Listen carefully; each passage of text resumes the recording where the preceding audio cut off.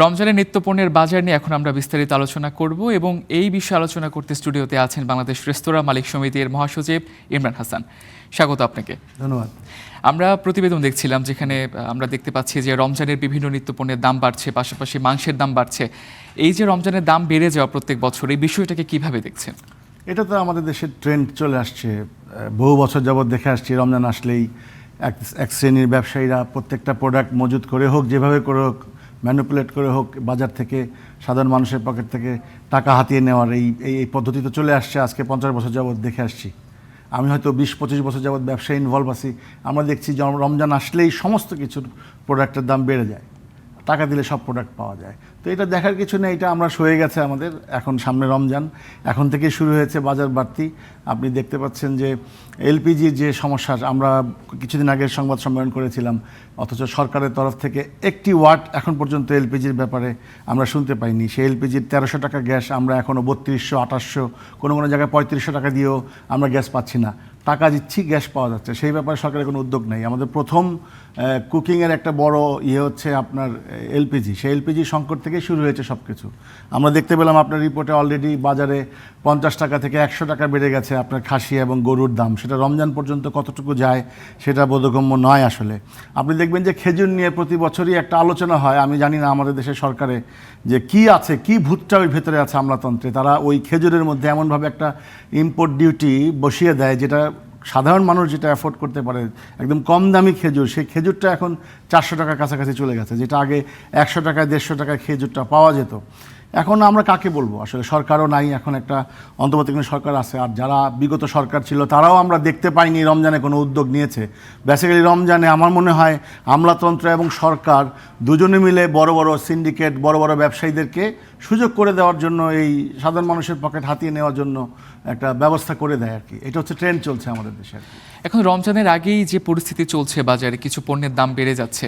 তো রমজানের মধ্যে যে ইফতার একটা অনেক বড় একটা বলা যায় যে আমাদের মানে রমজানের অনেক বড় একটা আকর্ষণ ইফতারটাকে কেন্দ্র করে, সেই ইফতার যে সামগ্রীগুলো রয়েছে সেগুলোর দাম রমজানে আরও বাড়তে পারে কিনা, কি সম্ভাবনা দিচ্ছে? অবশ্যই বাড়বে। আপনি দেখেন কোনো না কোনো অজুহাত পেলেই আপনার দাম বেড়ে যায়। আপনি এখন চট্টগ্রাম বন্দরে একটা ধর্মঘট চলছে। আমরা কিছুদিন আগে রিপোর্ট দেখেছি যে লাইটার জাহাজে প্রায় 700-র উপরে লাইটার জাহাজে ভাসছে, তারা আমদানি খালাস করছে না প্রোডাক্ট, বিকজ অফ একটা শর্টেজ তৈরি করে তারপর খালাস করার পরে দেখা যাচ্ছে প্রত্যেকটা প্রোডাক্ট হয়তো আমাদের কাছ থেকে হাতিয়ে নেবে। এখন আমরা আসলে রেস্তোরাঁ ব্যবসায়ীরা একটু সংকটে আছি। আপনি জানেন যে 5ই আগস্টের পরবর্তী সময়ে যারা একটা বড় গোষ্ঠী কিন্তু আমাদের দেশে সাইলেন্ট অবস্থায় আছে, আমাদের কিন্তু সেল কিন্তু 30%-এর কাছাকাছি ড্রপ সে তখন থেকেই। তো এখন আমাদের এই বাজার পরিস্থিতি নর্মাল না হওয়া পর্যন্ত, এবং এই রমজানে আমরা গত বছর রমজানেও কিন্তু আমরা আশানুরূপ সাড়া পাইনি। এইরকম রমজানে যে একটা উৎসব মুখর ছিল আমাদের রেস্তোরাঁ সেক্টরে, সন্ধ্যার পরে সেহরিতে সব কিছু মিলে, সেটা গত বছর একবারে ছিলই না রাজনৈতিক প্রেক্ষাপটের কারণে। এবারও কিন্তু নির্বাচন পরবর্তী কী হবে একটা শঙ্কা কাজ করছে আমাদের মধ্যে, যে নির্বাচন আদৌ হবে কি হবে না, এবং নির্বাচনে যেই একটা বড় গোষ্ঠী অনুপস্থিত আছে, এবং এই নির্বাচনে কি সংঘাত কি অনিবার্য কিনা, সেটা আমরা ছোট ছোট ব্যবসায়ীরা শঙ্কিত। আমরা বুঝতে পারছি না যে নির্বাচন পরবর্তী সহিংসতাটা কোন পর্যায়ে যায় বা নর্মাল হয় কিনা। এই জন্য আমার মনে হয় যেটা বড় একটা ইম্প্যাক্ট কিন্তু আমরা আমাদের সেক্টরে পাবো, কারণ এখন পর্যন্ত আমাদের সেক্টরে আমরা দেখতে পাচ্ছি না ওই রকম উদ্যোগ যে আমরা একটা রমজানে দেখা যাচ্ছে রমজান শুরু হওয়ার 1 মাস থেকে 20 দিন আগেই কিন্তু আমরা প্রস্তুতি নিতে শুরু করি, কিন্তু এবার আমরা নিজেরাও ওই রকম প্রস্তুতি নিতে পারছি না। কারণ আমরা এখন যদি দাম বেড়ে যায় নিত্যপণ্যের, আপনারা কি ইফতার সামগ্রীর দাম বাড়িয়ে দেবেন? অবভিয়াসলি আমরা যে দাম বাড়াবো, দাম তো বাড়বেই কনফার্ম, কারণ দাম বাড়ার ট্রেন্ড শুরু হয়ে গেছে, আপনি নিজেই দেখতে পাচ্ছেন। তো এখন সামনে কি কোন পর্যায়ে দামটা যায়, ইলেকশন পরবর্তী যদি ধরেন যাতায়াত ব্যবস্থা যদি খারাপ থাকে, যোগাযোগ যদি বিচ্ছিন্ন থাকে, কোনো প্রকার যদি পলিটিক্যাল আনরেস্ট হয়, সেই ক্ষেত্রে দাম কোথায় যাবে নোবডি নোজ। তো যদি সব ঠিক থাকে, যদি সাপ্লাই চেইন ঠিক থাকে, তাহলে হয়তো দাম এখন তো বাড়তি আসেই।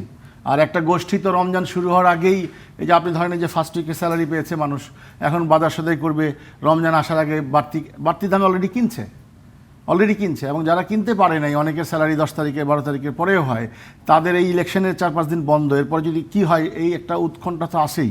সেই জন্য আমরা ওয়েট করছি যে সিচুয়েশন দেখে আমরা প্রাইস নির্ধারণ করব, কারণ আমরা জানি না যে এই যে গরুর মাংস, আমরা বহুদিন বলে আসছি যে গরুর মাংস যদি ইম্পোর্টের একটা ব্যবস্থা করা হয়, আমরা 400 টাকায় বাংলাদেশে হালাল মাংস দিতে পারবো ইম্পোর্ট।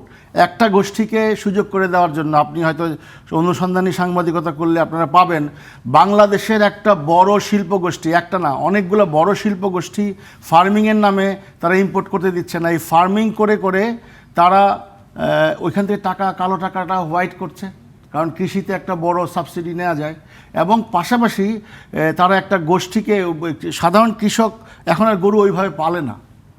আপনার এখন আপনি পার্শ্ববর্তী দেশ দেখেন এক্সপোর্ট করতেছে গরুর মাংস। তাহলে এই যে বাজার যে অস্থিরতা তৈরি হয়ে যাচ্ছে, তো এগুলো নিয়ন্ত্রণ কেন করতে পারছে না সরকার? দেখেন, সরকার কেন করতে পারছে না এটা বলার অপেক্ষার কারণ আমরা ওই রকম সরকার আজ পর্যন্ত পাইনি যারা দেশের মানুষের, সাধারণ মানুষের কথা চিন্তা করবে। শুধু ক্ষমতায় যাওয়ার জন্য এখনও দেখতে পাচ্ছি আমরা তাই। ক্ষমতায় কিভাবে যেতে হবে আমরা কিন্তু এই পলিটিক্যাল দলগুলোর কাছ থেকে ওই রকম কোনো, আমরা রেস্তোরাঁ সমিতি বলেছি যে আপনারা একটা এজেন্ডা দেন। আমাদের সেক্টরটা তো 4 কোটি মানুষ প্রতিদিন আমাদের সেক্টরে খাওয়া দাওয়া করে সারা বাংলাদেশে। 2 কোটি মানুষ প্রত্যক্ষ পরোক্ষভাবে এই সেক্টরটার সাথে ইনভলভ আছে। 30 লক্ষ শ্রমিক এই সেক্টরে কাজ করে। 4,82,000 রেস্তোরাঁ মালিক আছে এই সেক্টরে। আমরা 20% এককভাবে আপনার কনজিউমার প্রোডাক্ট কনজিউম করি, অথচ কোনো পলিটিক্যাল দল থেকে এই একটা সেক্টরে কোনো কমিটমেন্ট পাই নাই যে আমরা নির্বাচিত হলে এই সেক্টরটাকে আমরা ঢেলে সাজাবো, আমরা নির্বাচিত হলে এই সেক্টরটা যাতে এমনভাবে তৈরি করবো যাতে একটা সেফটি ফুড এবং রিজনেবল প্রাইসে সাধারণ মানুষ, বাংলাদেশের মানুষ যাতে খুশিতে খেতে পারে, মানে এই সেক্টরে যাতে আরও বুমিং হয়। এই সেক্টরে অনভিজ্ঞ শ্রমিক অনেক কিছু আছে, এটার জন্য আলাদা একটা সেগমেন্ট করতে হবে, তাহলে বলতে পারবো। এখন বাজার নিয়ে বলি, আমাদের সেক্টর সবচেয়ে বেশি ক্ষতিগ্রস্ত বাজার অস্থিতিশীল হলে। কারণ আমরা সকালবেলা চাইলেই, আজকে যে দামে আমরা গ্যাস কিনছি, কালকে সকালে যদি বলি গ্যাস পাইনি, ডাবল দামে গ্যাস কিনছি। এবং পাশাপাশি কিন্তু সাধারণ ভোক্তারাও ক্ষতিগ্রস্ত হচ্ছে এই বিষয়টা। এটাই বললাম, যদি গ্যাস আজকে যে দামে ডাবল দিয়ে কিনেছি, আমি কিন্তু কালকে সকালে দাম বাড়াতে পারবো না, ভোক্তা কিন্তু আমার উপর চড়াও হবে। এই বিষয়টা হচ্ছে সরকারের শক্ত হাতে মনিটরিং করা উচিত। কিভাবে শক্ত করবে? সরকারই তো জড়িত আমি মনে করি। আমলাতন্ত্র বলেন আর পলিটিশিয়ানরা বলেন, সবাই মিলে একটা গোষ্ঠীকে সুযোগ সুবিধা করে দেওয়ার জন্যই পলিসি নির্ধারণ করে। সেই পলিসির কারণে আপনি দেখেন তিতাস গ্যাসকে অকার্যকর করে, বাংলাদেশের পেট্রোলিয়াম কর্পোরেশনকে অকার্যকর করে তারা এলপিজির দিকে চলে গেল। নানানভাবে প্রচার প্রচারণা করলো, খড়ি দিয়ে রান্না করলে স্বাস্থ্য ঝুঁকি, এই ঝুঁকি, সেই ঝুঁকি। আমরা মেনে নিলাম, ঠিক আছে, এলপিজির উপর আমার ডিপেন্ডেন্ট।